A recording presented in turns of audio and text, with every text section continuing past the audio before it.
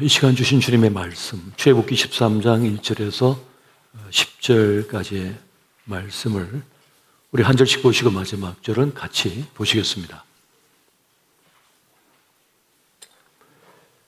여호와께서 모세에게 일러 이르시되 이스라엘 자손 중에서 사람이나 짐승을 막론하고 태에서 처음 난 모든 것은 다 거룩히 구별하여 내게 돌리라.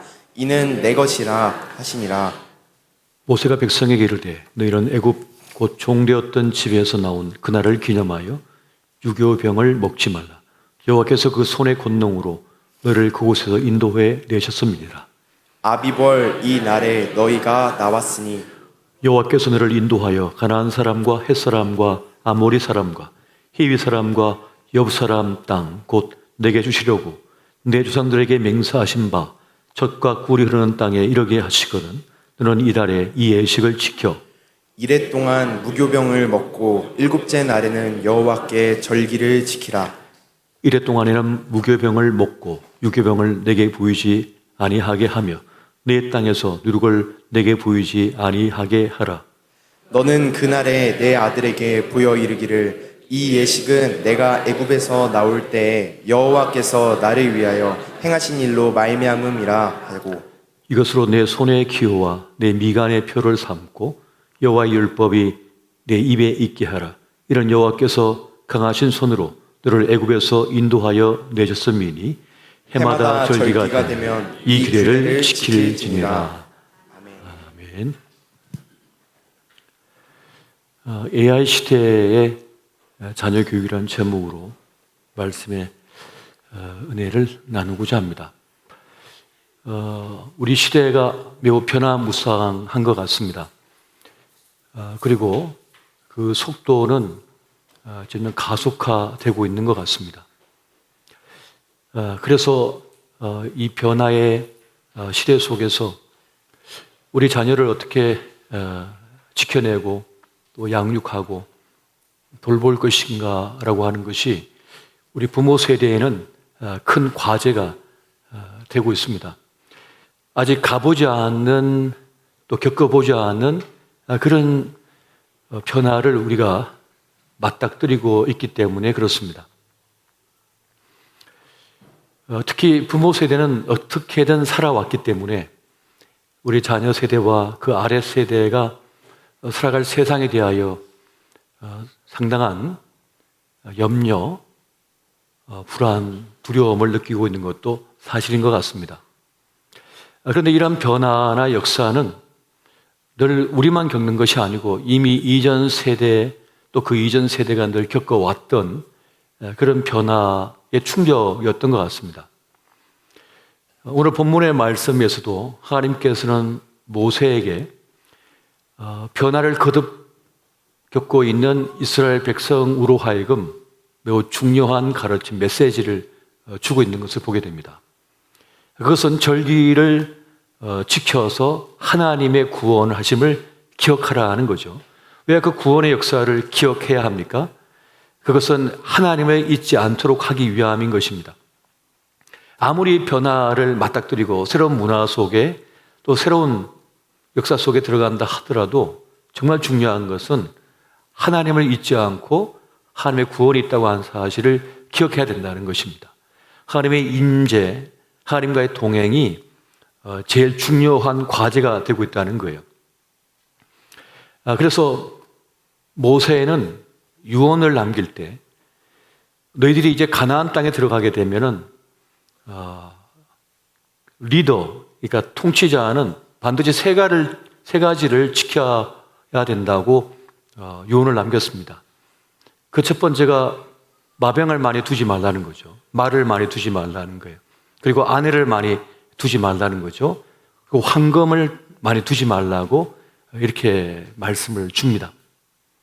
그래서 다윗은 왕으로 등극했을 때 이 세 가지를 다 지키죠. 다 지킵니다. 대적과의 전쟁에서 승리를 거두게 돼요. 그래서 1700마리의 말을 승치를 합니다. 얻습니다. 그런데 100마리만 남기고 나머지는 다 힘줄을 끊어버립니다. 말을. 말이 힘줄을 끊기면 쓸데가 없는 거잖아요. 그러니까 그 말씀대로 지켜버린 거예요. 당시에 말이라고 하는 것은 특히 군대에서 훈련받은 말은 대단한 경제적, 군사적 가치가 있는 거잖아요. 부의 상징이고 권력의 상징이란 말이에요. 근데 그것을 포기해버립니다. 그리고 아내를 많이 두지 않으려고 노력을 많이 기울이죠. 그리고 황금을 많이 소유한 것이 아니라 하나님의 전을 건축하기 위해 준비할 뿐이었습니다. 그런데 그것을 반대로 거꾸로 했던 것이 이제 솔로몬이었던 거죠. 솔로몬은 마병을 많이 두고 아내를 1000명이나 두고 그리고 모든 것을 금치를 하죠. 금으로 만들어 버립니다. 심지어는 전쟁터 나가는데 방패까지도 황금으로 만들어 버려요. 전쟁터 나가서 황금을 방패로 들고 나가면 어떻게 됩니까? 적들에게 더 사기를 돋구는 거예요. 왜냐? 저 황금 방패 빼앗으면 부자 될 텐데 더 덤벼들 거 아닙니까? 두려워한 게 아니라 더 탐을 내게 만들어 버리는 거죠. 그러니까 어리석은 판단을 한 것이죠. 그 결과는 우리가 너무나 잘 알고 있습니다. 그것처럼 AI 시대가 오고 그 너머 시대가 온다 하더라도 우리 자녀 교육에서 가장 중요한 것은 하나님과 동행하는 것, 하나님을 잊지 않는 것, 잊지 않도록 하는 것, 주님과 함께 인생의 길을 가도록 하는 그 교육, 자녀 교육을 우리가 지켜낼 수가 있어야 된다는 것입니다. 새는요, 알을 낳고 그 부화시킬 둥지를 만드는데 심혈을 기울인다고 합니다. 자신의 모든 노력을 기울여서 이것저것 날아다니면서 그 둥지를 만들 그 건축 재료를 잔뜩 쌓아온다는 거죠. 그래서 우리가 그냥 보면 겉으로 볼 때는 볼품이 없습니다. 나뭇가지가 들쑥날쑥하고 뭐 저게 얼마나 견고할까, 저곳에서 새끼가 자랄 수 있을까 싶지만은 둥지를 가만히 보면 겉은 투박하지만 그 안쪽은 양털의 안감처럼 부드러워요. 그래서 그 연약한 새끼가 알을 깨고 나와도 그 둥지에서 편안하게 자랄 수 있도록 온도를 지켜낼 수 있도록까지 다 배려한 그런 둥지를 만들어내는 것을 보게 됩니다. 그렇게 그 안락한 그리고 포근한 그 둥지를 만들기 위해서 이 새는 말이죠, 그 안락한 공간을 만들기 위해서 수천 번의 턱으로 그 둥지를 문지르는 일을 한대요. 이 턱으로 그 둥지를 안쪽에서 문지르는 거예요. 그래서 양털의 안감처럼 포드라운, 따뜻한, 매끄러운 그런 둥지 안쪽을 만든다는 겁니다. 그런 보금자리를 만든다는 거죠. 태어날 생명을 위한 수고를 아끼지 않는 그런 모습을 보여주고 있는 것입니다. 지금은 그 어느 때보다 그 포근한 품이 필요한 그런 시대를 살아가고 있지 않나는 생각이 듭니다. 세상살이에 지친 우리 아이들이 어머니의 품과 같은 그 집에 보금자리 와서 안식을 누릴 수 있게 해줘야 된다는 거죠. 앞으로 우리 자녀가 살아갈 세상은 직업을 7개 내지 8개를 바꿔가면서 생존해야 한다는데 그 마음의 충격이 얼마나 크겠어요. 우리 세대나 그 이전 세대는 직업 한번 잘 선택하고 구하면 평생 그 직장으로 일평생을 살았습니다. 그리고 연금까지 받아요. 근데 이제 앞으로 살아갈 우리 아이들은 7개 내지 8개의 직장을 계속 직업을 바꿔야 된단 말이에요. 그럼 그 충격과 두려움, 공포가 얼마나 힘들겠어요? 그러니까 이 둥지는 그렇게 거친 세상을 살다가 돌아와서 잠시 머물면서 또 안식을 누리고 또 다시 날아오를 수 있는 그런 그런 공간이 되어야 된다는 것입니다. 돌아와 쉴 수 있는 공간이 되어야 된다는 거예요. 그것이 필요하다는 것입니다. 요즘 우리 아이들이요, 연애를 안 한대요. 비연애 시대를 맞이했대요. 이건 전 세계적인 경향이라고 합니다.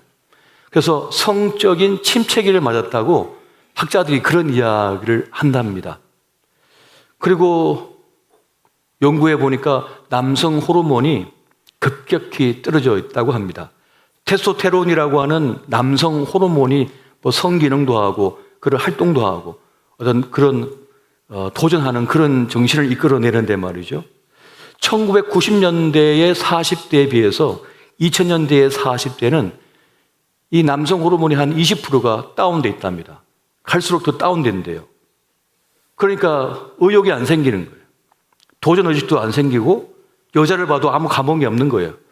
그래서 나는 남자도 아니다라고 하는 얘기가 그냥 나온 게 아니라 그렇게 느껴지기 때문에 그렇습니다. 여자를 봐도 감흥이 없고 남자 같지도 않다는 거예요, 자기가. 그래서 난 중성이라고까지 얘기한다는 거예요. 그런 변화를 우리가 겪고 있습니다. 그리고 최근에 MZ세대 왜 너는 연애를 하지 않느냐라고 하는 물음, 설문조사를 해보니까 손해보는 게 싫다는 이야기를 많이 했다고 합니다. 그러니까 원래 연애라고 하는, 결혼이라고 하는 건 손해보는 거잖아요. 자기 희생을 감수하고 만나는 거거든요. 둘이 연애를 하면 안 쓸 돈을 써야 되잖아요. 안 쓸 시간을 써야 되는 거잖아요. 그리고 감정 노동을 해야 되잖아요. 그래서 남녀가 만나서 엎치락뒤치락 하면서 그렇게 사랑을 키워가는 건데 그게 손해본다고 생각하는 거예요. 불안하는 거고 두렵다는 겁니다. 그래, 거기에 내 물질과 시간과 에너지를 쓰기 싫어한다는 거예요. 다시 말하면 불안하다는 겁니다. 그런 마음을 우리 아이들이 지금 갖고 있다는 거예요. 지금 10대와 20대가. 우리 아이들이 겪는 그런 심리적인, 현실적인 모습이라는 겁니다. 지금은 엄청나게 전대미문의 취업난을 겪고 있다고 그래요. 그래서 아이들이 나는 왜 안 되고 저 아이는 될까 하는 그런 아픔을 속으로 겪고 있다고 합니다. 그래서 아이들이 휴학을 하는 거잖아요. 휴학을 계속 1년 내지 2년을 하고 있잖아요. 두렵다는 겁니다. 나가기가. 그런 것을 겪고 있어요. 실패나 실수를 별로 겪어본 적이 없기 때문에 그 한 번의 실패나 실수를 두려워하는 거예요. 차라리 지금 어른 세대나 저희 세대도 넘어지기도 하고 실수해보고 엎치락뒤치락 하면서 그냥 그렇게 다 살아오면서 산전수전 겪으면서 살아왔잖아요. 그런데 우리 아이들이 반듯한 세상에서 안전하게, 어떻게 보면 평탄하게 잘 자라왔어요.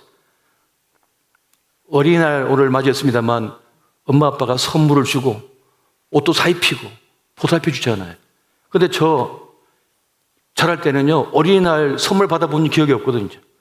여러분 받아보시겠지만 시골 깡촌에 태어나가지고 선물이 어디 있어요? 생일날 케이크도 한 적이 없어요. 결혼해서 처음으로 생일 케이크 받아봤어요. 그냥 그런 세상을 살아오면서 산으로 돌로 그냥 방임해가지고 알아서 커왔거든요. 알아서. 물론 부모님께서 보살펴 주셨습니다만 그냥 알아서 커온 거거든요. 그냥 알아서 보따리 하나 들고 서울 올라가고 별 일도 다 당해보고 그러면서 성장해 왔는데 지금의 우리 아이들은 그렇지 않다는 거예요.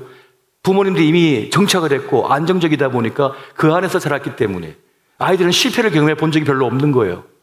그러다 보니까 그 실패나 어려움에 대한 두려움, 불안이 가득하다는 것입니다. 제가 군에 오랫동안 있었잖아요.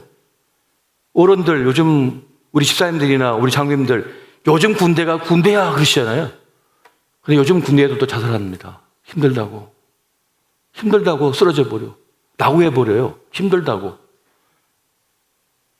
그러니까 우리 아이들이 겪는 심리적인 그 정신적인 어려움, 불안, 두려움, 공포가 있다는 거예요. 이전 세대에는 조그만 가게를 한다고 했을 때 어떤 공간과 설비가 필수적이었잖아요. 근데 지금의 세대는요, 그거 없어도 사업이 가능합니다. 그냥 컴퓨터 한 대만 가지고도 사업이 가능한 시대가 되어버린 거예요.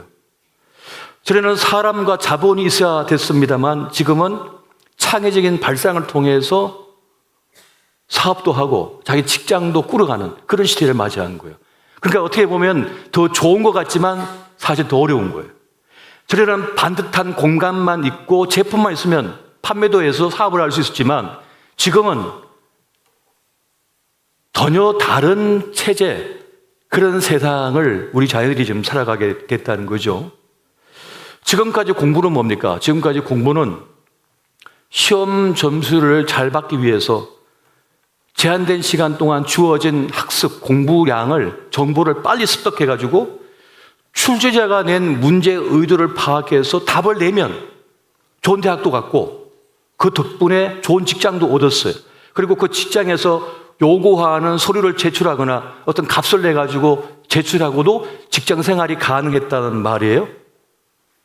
근데 이제 그것이 AI가 대체해버렸잖아요.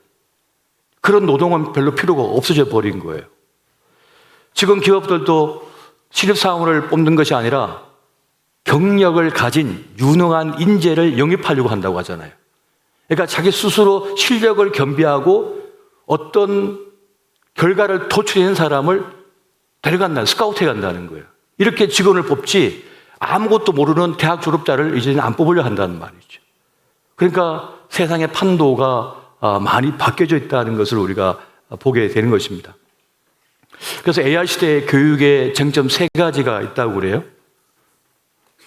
AI를 가르칠 것인가? 그러니까 인공지능을 사용하는 법을 학교에서 가르칠 것인가? 그럼 AI로 가르칠 것인가? 굳이 학교 수행이 아니라 그냥 AI가, 인공지능이 가르치면 어떨까라고 하는 쟁점. 그리고 AI가 다 알아서 할 것 같으면 굳이 사람을 교육시켜서 뽑을 필요가 있을까라고 하는 이야기가 있다는 거죠.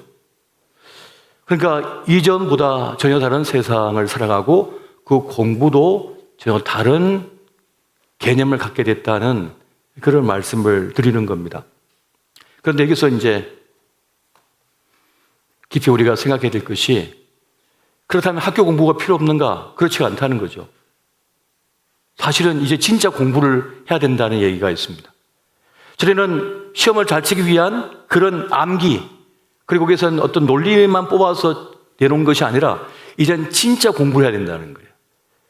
진짜 사유를 하고 진짜 철학적으로 인간이란 뭘까? 삶이란 뭘까?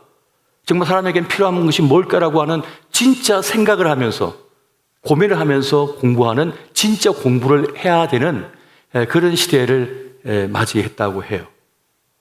정말 중요한 공부가 지금부터 시작된다는 그런 얘기를 하고 있는 겁니다. 내가 왜 여기 있는가? 왜 공부를 해야 되는가? 왜 살아야 되는가라고 하는 그 답을 진지하게 고민하고 이런 공부를 해야 되는 그런 시대가 됐다는 겁니다. 그러니까 암기 잘해서 100점 맞는 그런 공부가 이제 아니라는 거죠. 진정한 공부를 해야 되는 그런 때를 맞이했다는 거예요. 저는 챗 GPT라고 하는 거를 3.0만 쓰고 있는데 4.0을 쓰시는 분 얘기를 이렇게 들어보니까 챗 GPT 3.0이라고 하는 것은 한 사람의 IQ 한 7, 80밖에 안 된대요. 그래서 내놓는 게 단편적이고 정보가 그렇게 효용 가치가 그렇게 많지는 않은 것 같아요. 예를 들어서 제가 어린이날 설교를 한다. 그러면 어린이날 설교를 딱 치어서 정보를 뽑으면 챗 GPT가 전 세계에 있는 어린이날 설교를 다 모아줄 수 있거든요. 그런데 그것이 별로 그렇게 유용하지가 않아요. 보면은. 그냥 단편적인 내용뿐이거든요. 그런데 챗 GPT 4.0이라고 하는 걸 한 달에 29,000원을 내고 쓰게 되면 대학교의 조교 한 명을 석사과정의 조교 한 명을 옆에 둔 것 같은 그런 탁월함을 보여준대요. 그러니까 대학교 조교가 똑똑하잖아요. 석사과정 공부 정도 하면은 얼마나 똑똑합니까? 근데 그런 친구들이 내가 원하는 정보를 다 뽑아다가 정리해가지고 탁 준다는 거예요. 그런 효과를 발휘할 수 있답니다. 29,000원만 내면요. 그런 시대를 이제 우리 아이들이 이제 살아가게 된 겁니다. 그리고 그런 아이들이 이제 경쟁하고 또 살아내야 되는 것이죠. 그래서 앞으로의 생존은 이 AI가 생각하지 못하는 걸 생각하는 사람이 되야 된다고 해요. 챗 GPT가 할 수 없는 걸 하는 사람이 돼야 된다고 그래요. 그래서 지금 미국에서 가장 뜨는 인기 직종은 배관공이랍니다. 그건 AI가 못하거든요. 웬만한 기기가 할 수 없거든요. 왜냐하면 사람이 손으로 직접 뭘 정교하게 해야 되니까. 그걸 할 수가 없다는 거예요. 그래서 그 직업이 뜬다는 얘기를 지금 하고 있습니다. 텍사스에 사는 제 동계 목사가 그런 얘기를 하더라고요. 직접 뭔가를 고치고 이렇게 하는 거는 AI가 하지 못한다는 거예요. 사람이 할 수밖에 없다는 겁니다. 그러니까 챗 GPT가 할 수 없는, 인공지능이 할 수 없는 그 생각을 가지고 해야 된다는 것을 말하는 것이죠. 그리고 가만히 생각해 보면, 한번 생각해 보십시오. 가장 많이 뜬 사업이 뭡니까? 최근 10년 동안을 보면, 그리고 그 이전 세대에도 게임 사업이 어마어마하게 발전했습니다. 황금알을 낳는 거위였어요. 이제 스마트폰 들고 있는 사람 다 애들이 게임하잖아요. 지하철에서, 기차에서. 집에 있는 아이들 보십시오. 다 게임하고 앉았죠. 그 게임 사업이 왜 이렇게 많이 활성화됐을까? 사람들이 그 남는 시간에 자기의 공허함을 채우기 위해서 혹은 뭔가를 의식적인 활동을 해야 되는데 그 게임이 채워주고 있었다는 거예요. 근데 이걸 간파한 사람들이 게임 사업에 뛰어든 거예요. 이걸 간파한 사람들. 다른 사람들이 생각하지 못한 거를 생각해낸 거죠. 처음에 카카오가 만들어졌을 때 제가 기억납니다. 카카오에서 뭐 노란 거 해가지고 제 친구가 그러더라고요. 일반 사반 친구가 이게 한번 투자해봐 저한테 그러더라고요. 목사가 무슨 투자를 해? 이상하게 만들었구만. 그리고 지났거든요. 근데 오늘 가만히 생각해 보니까 그때 투자를 했으면 어떻게 됐을까요? 대박을 맞지 않았을까요? 근데 그것을 간파한 사람들이 있는 거죠. 그 너머를 본 사람들이 있는 거죠. 그러니까 우리 아이들이 살아갈 세상, 또 살아가고 있는 세상은 더 창의적인 생각, 남이 하지 못한 생각, 더 깊은 생각을 해야만 생존할 수 있는 그런 세상을 살아가고 있고 또 살아가게 된다는 것입니다. 이제 인공지능 시대가 더 도래하게 되면 특히 우리 이제 자라고 있는 아기들 같은 경우는 아예 인공지능 시대에 살아가거든요. 그러면 상당한 시간적 여유와 공간을 이제 가지게 될 겁니다. 그러면 그 여유 시간 동안 무엇을 할까 고민할 거 아닙니까? 그러면 그것을 노려야 된다는 거죠. 그것을 알고 있어야 된다는 겁니다. 그리고 미래 충격이긴 합니다만은 그런데 이 변화는 이미 역사 속에 늘 있어 왔고 사람은 늘 생존해 왔거든요. 조금 그 충격은 있었지만 처음에 산업화가 될 때 전기기관차가 만들어지고 기차가 만들어지고 자동차가 만들어지고 가스차가 에디슨 때문에 만들어졌잖아요. 전기차가 만들어졌잖아요. 전기차가. 이미 산업혁명 때 전기차가 만들어졌어요. 2차 세계대전 때 활용할 수가 없어서 사장이 됐다고 해요. 왜냐하면 전기는 충전해야 되는데 전쟁터에 전기 충전할 데가 없잖아요. 그러니까 그것이 만들어졌다가 사장돼 버린 거예요. 그러다가 이제 21세기가 되어서 전기차가 지금 활성화된 거죠. 그러니까 이미 그때 만들어졌단 말이에요. 그러니까 그 변화 시대에서 당시에 마부들이 자동차가 가면 자동차에다가 불을 뿌리고 그리고 자동차를 부숴버리고 공장을 불질러버리고 이렇게 저항을 했죠. 사람이 근육으로 하던 걸 기계가 하니까 직업을 다 빼앗아가니까. 하지만 그 변화 속에서 다 살아남았거든요. 또 살아냈거든요. 그래서 이 말씀은 무엇인가 하면 우리 아이들이 변화를 겪을 때 우리 부모 세대는 그 자녀가 그 충격을 버텨낼 수 있도록 그들을 품어줄 수 있어야 된다는 거예요. 너는 왜 이거 못해? 너 왜 직장 못 가져? 왜 결혼 못해? 하고 공격할 것이 아니라 지적할 것이 아니라 집에 와서 그 힘든 세상을 살다가 들어와서 좀 잠도 좀 자게 하고 그걸 버티게 해줘야 된다는 거예요. 격려해 줘야 된다는 거예요. 위로해 줄 필요가 있다는 것입니다. 야, 아빠 엄마는 이렇게 살아왔는데 넌 뭐냐? 라고 할 수 있는 게 아니에요. 지금 아이들이 겪는 세상은 우리가 겪었던 세상보다 또 다른 세상이기 때문에 그걸 이해해 줄 필요가 있다는 것입니다. 그리고 한국 사회가 더 민감하대요. 다른 세계 사람들에 비해서 이 한국 부모들이 더 이 미래를 대처하는 일에 더 민감하대요. 그래서 더 잘 설계해야 된다라고 하는 강박관념이 있다는 거예요. 조금의 실수도, 조금의 실패도, 넘어짐도 있어서는 안 된다고 하는 그 강박이 있다는 거예요. 그래서 그걸 못 견뎌한다는 거죠. 그런데 다른 세상의 다른 나라 사람들은 그렇게까지 생각하지 않는데요. 변화가 오면 변화 겪으면 되지 이렇게 생각한다는데 우리는 그 여지를, 그 공간을, 여백을 견디지 못하는 거예요. 다 준비가 돼 있어야 된다는 거예요. 따박따박 다 준비되어 있어야 된다는 거죠. 사실 저조차도 마찬가지입니다. 저조차도 마찬가지인 거예요. 저조차도 우리 애가 지금 1년 휴학을 하고 있는데 휴학이 이해가 안 가더라고요. 처음에는 제 속에서 말은 못하고 휴학을 왜 하지?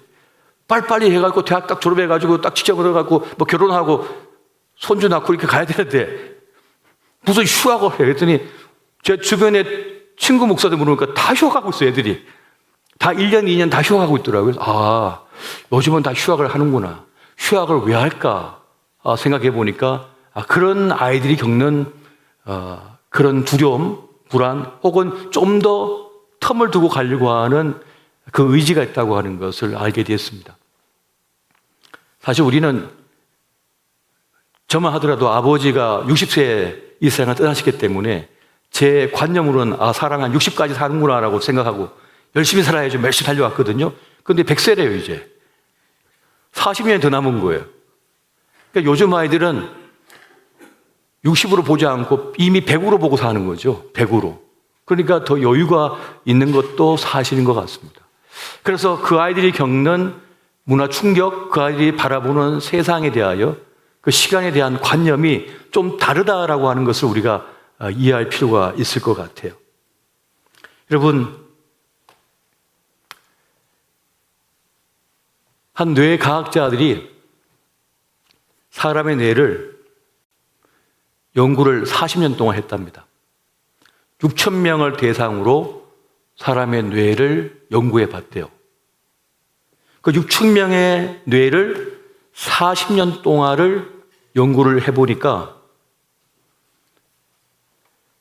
사람의 이 머리 집중력, 그리고 반응 속도, 그리고 기억력이 제일 좋은 때가 10대에서 20대 요 사이래요.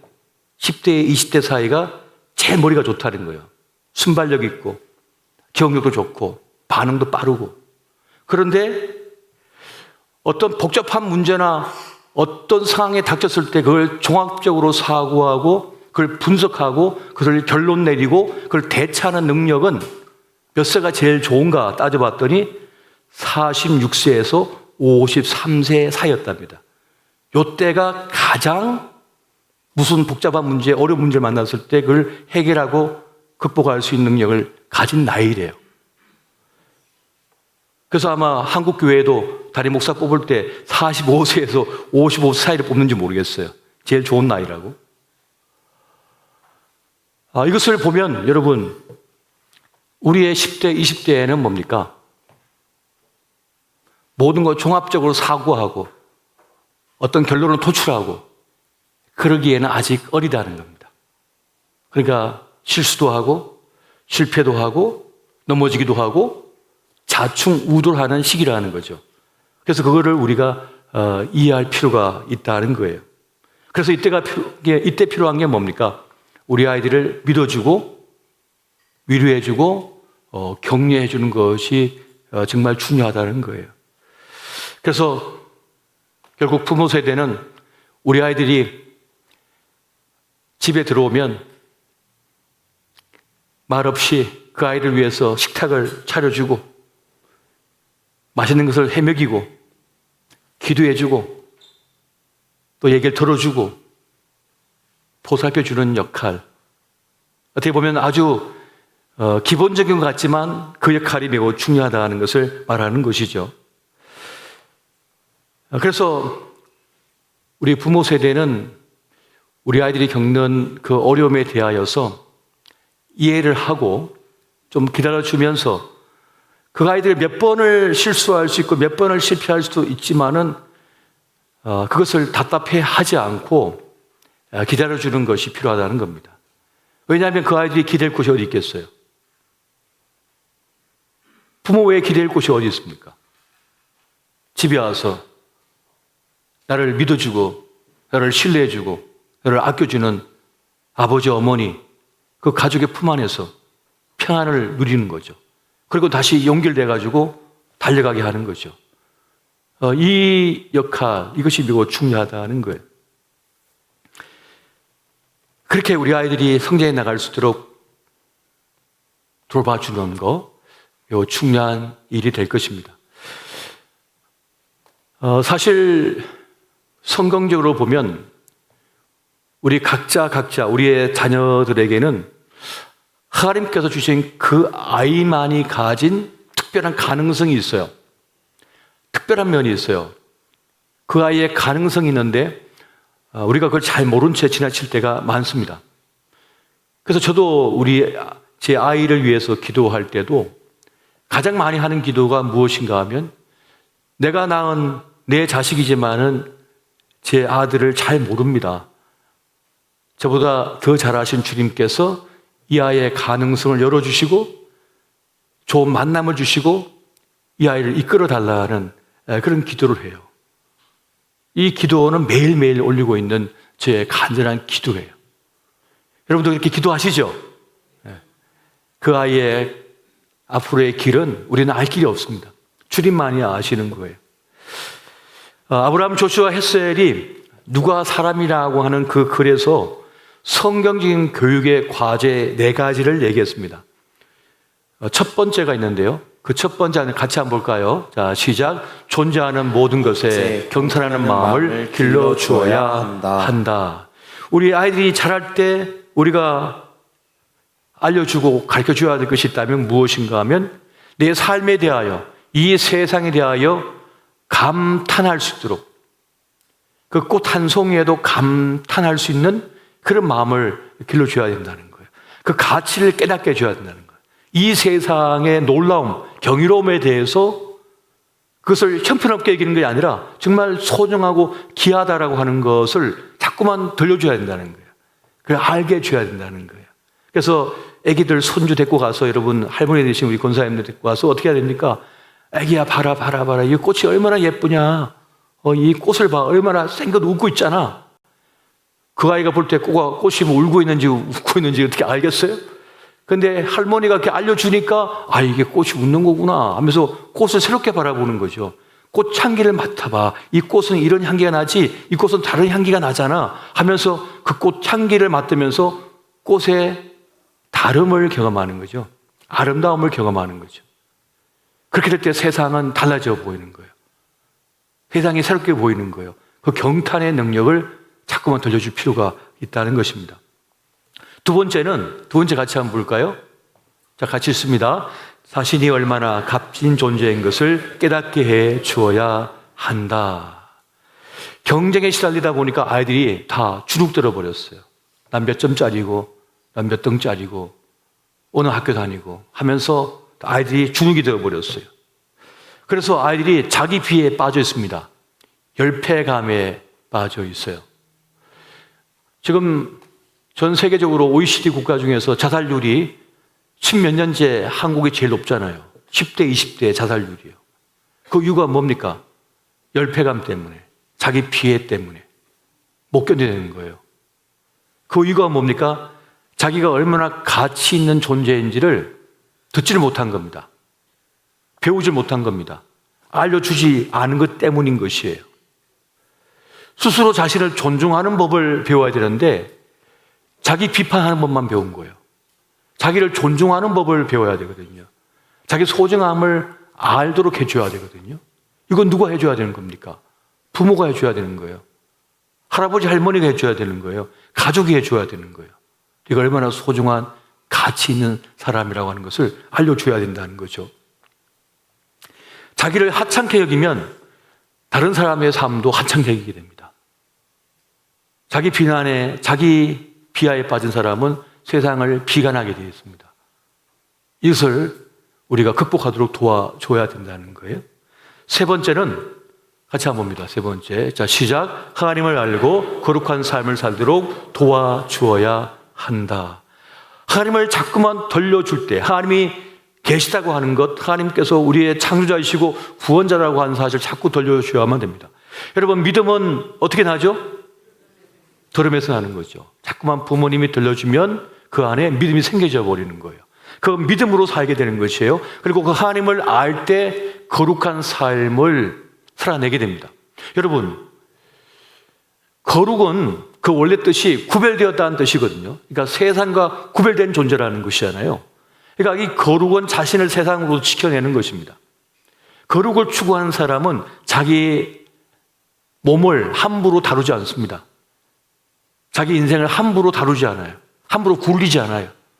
함부로 훼손하지 않아요. 자기를 지킵니다. 자기를 소중히 여깁니다. 자기를 아낍니다. 그래서 유혹 시험이 있을 때도 자기를 지켜버리는 거예요. 이게 정말 중요한 거예요. 그렇게 하나님의 현존을 자각하게 만들고 하나님의 계심을 깨닫기 위해서 거룩을 지키게 될 때 자기의 삶의 가치를 알고 제대로 살아가는 사람이 돼요. 안 그러면 어떤 이는 20대, 30대 이미 술병으로 아니면 담배로, 마약으로 어떤 사건에 휘말려서 꿈도 한번 펴보지 못하고 날개도 한번 펴보지 못하고 꽃도 한번 펴보지 못하고 끝나버립니다. 그게 끝나버리는 젊은이들이 얼마나 많은지 몰라요. 어떤 아이 벌써 10대에 꺾어져 버렸어요. 날개가 꺾여가지고 못 날아오릅니다. 평생. 달릴 수가 없는 거예요. 날아오를 수가 없는 거예요. 그래서 부모가, 가족이 그 아이들을 보호해주고 그것을 가르쳐주고 알려줘야만 됩니다. 매우 중요한 것입니다. 자, 마지막 네 번째 보겠습니다. 자, 같이 봅니다. 자신의 삶을 경축하며 살 능력을 갖추게 해야 한다. 자기 삶에 대하여 스스로 축하할 줄 알고 축복할 줄 아는 사람이 되어야 된다는 거죠.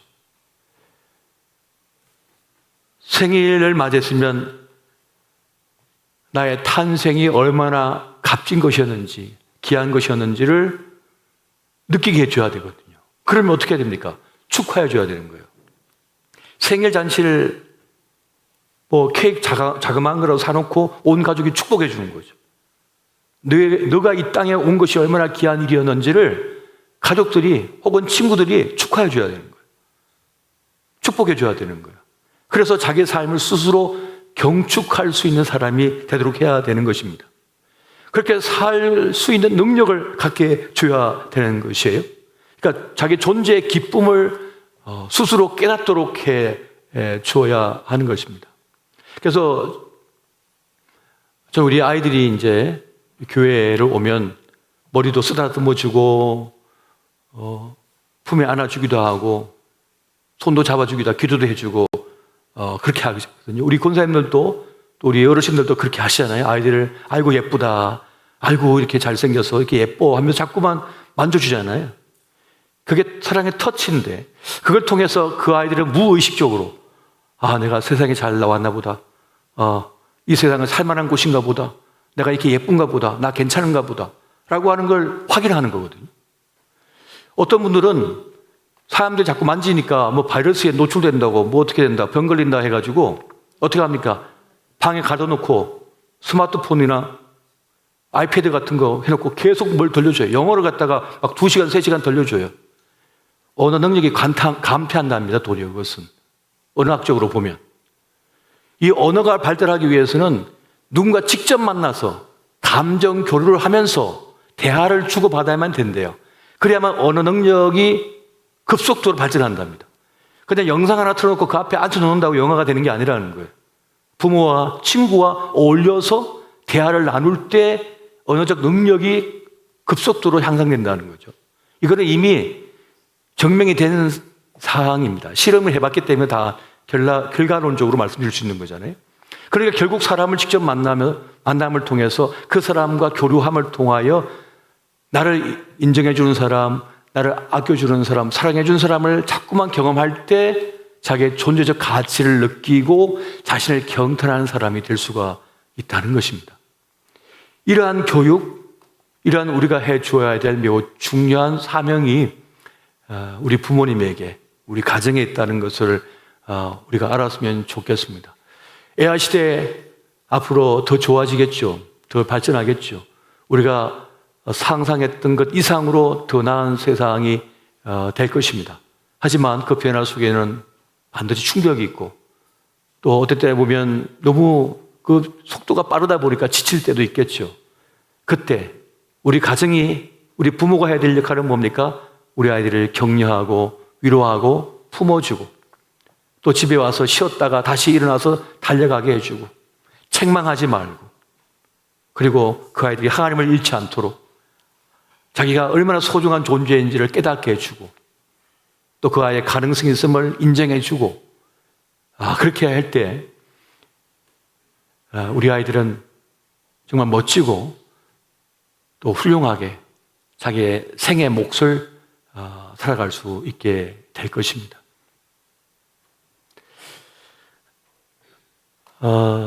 저희 이제 청주 목회자 모임 블레싱이 있는데요. 그 블레싱 그 모임에 이제 한 목사님이 그러시는 거예요. 자기에게 찾아와서 한 집사님이 늘 그냥 눈물 흘리면서 울면서 자기 딸을 위해 기도해달라고 그렇게 하고 어떤 때만 끌고 와가지고 안수 기도해달라고 마귀를 좀 쫓아내달라고 애가 춤바람이 나서 큰일 났다고 하면서 애가 머리 노랑머리 들이고 뭐 무슨 바지 입고 맨날 우리가 춤추고 맨날 돌아다니는데 공부 안 하고 영어도 안 하고 그래가지고 맨날 싸웠대요. 그래서 목사님께 두 분이 끌고 와가지고 안수기도 하고 막 그렇게 갔다 하는데 요즘 그 아이가 TV 나온답니다. 그리고 엄마한테 자동차 한 대 사줬대요. 그래서 이제 안 말린대요. 그 아이의 가능성을 엄마가 막 꾹고 누르려고 했잖아요. 그럴 필요 없다는 거예요. 앞으로 시대에는 우리가 그동안 이렇게 딱 만들어 놓은 틀 있잖아요. 그 규격이 아니에요, 이제는. 지금의 세상은 다릅니다, 앞으로의 세상은. 그러니까 하나님을 믿고 하나님을 의지하고 우리 아이를 맡기고 그리고 그 아이들을 위하여 축복하고 그렇게 믿음으로 나가는 우리 모두가 되시기를 예수 이름으로 축원드립니다.